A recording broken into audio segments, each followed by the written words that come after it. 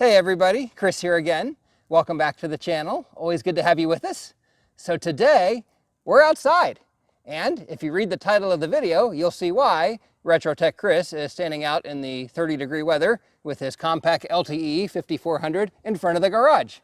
We're going to demonstrate today opening the garage via IRC. So without further ado, there you have it. Okay, and now that the garage is open, let's go ahead and close the garage.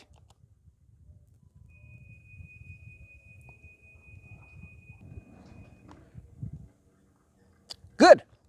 So with that out of the way, unfortunately I would show you the screen, but it's so sunny out. Let's go ahead and head inside and I'll show you some of the work that I did to make this happen, and we'll go from there. So let's go inside where it's a little bit warmer. Okay, now that we're back inside, let's try this from the other side so we can actually see things together and see the screen.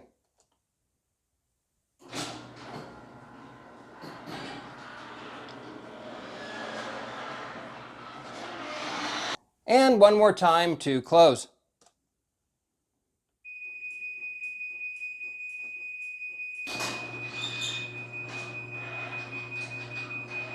Good enough for me. So now that we're back inside, I thought I'd show you some of what I had to do to make this work. And since it involves programming, I'm sitting here in my favorite programming spot in the house, the corner of the couch. So let's go ahead and pop the laptop open and we can look and see what needed to be done. And since we're looking at programming, I feel there's something missing. Can someone get me a can of soda and a bag of chips, please? Thank you. All right. Now we're ready to have a look.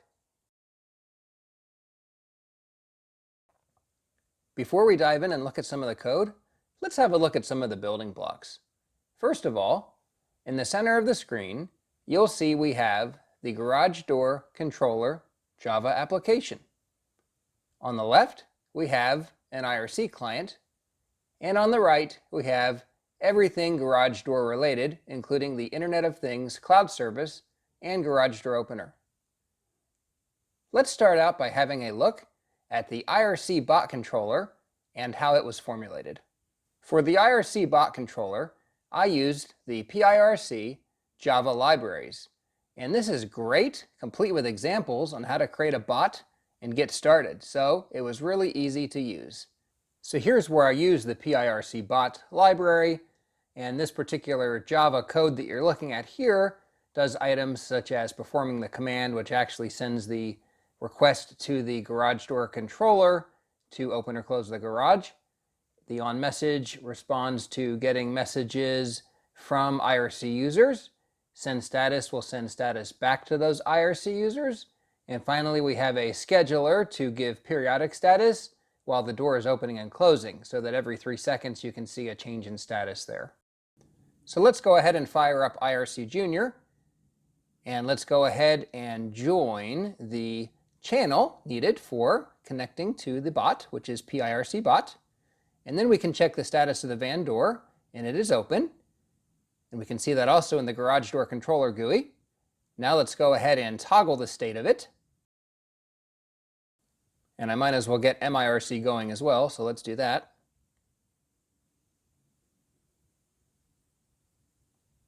And we can see the status coming back.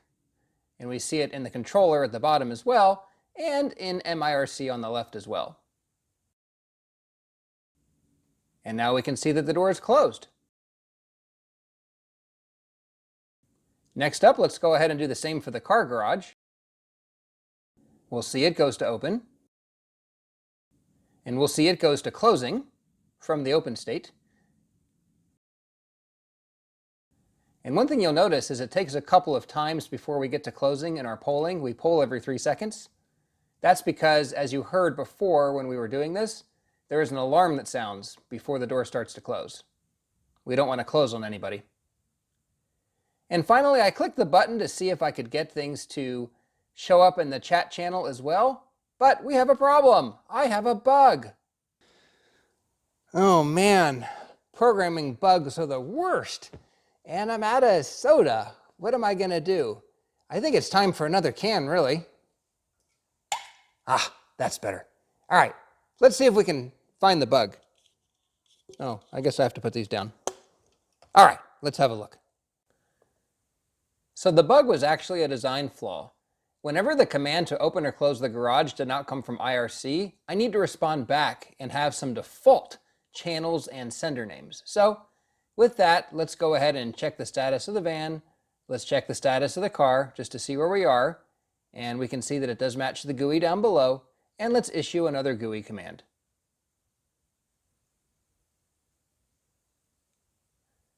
Ah, that's much better. So now we can see that the sender is quote-unquote garage, but we can see that the open and close status are indeed being sent properly. Excellent. Bug is fixed. So there you have it. That's how I got this going.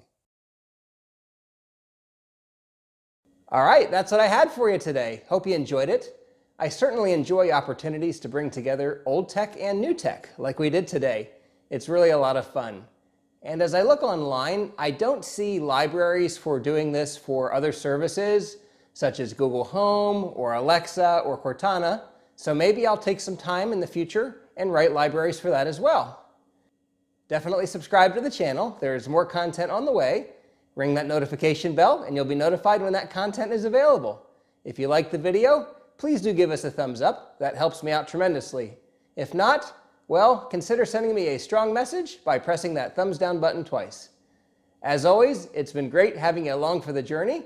Looking forward to seeing you next time. Until then, bye for now.